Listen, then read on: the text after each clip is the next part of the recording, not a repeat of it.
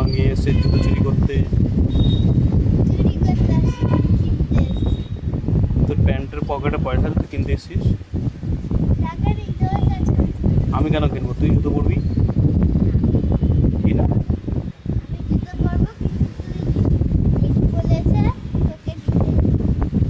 Gift তো নেই এখন, যখন না দিই আমি।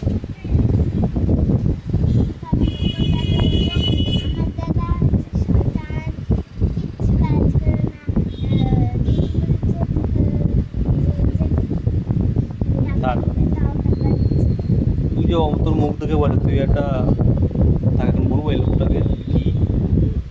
হ্যাঁ বলো দি বলো। তোকে যেন কি বললো, গাড়ির পেছনে পেছনে দৌড়াতে, পেট মোটা হয়ে গেছে তাই তো? কি বলেছে হাতি?